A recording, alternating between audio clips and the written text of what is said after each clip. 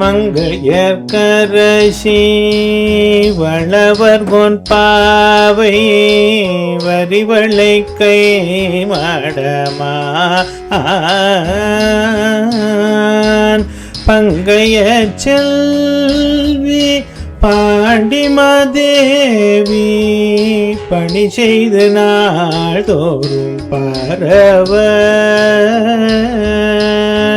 பொங்கழலூருவன் ஊதநாயகன் நாள் வேதமும் பொருள்களும் அருளி அங்கையர்கண்ணி தன்னொடும் அமர்ந்த ஆலவாயாவதும் இதுவே.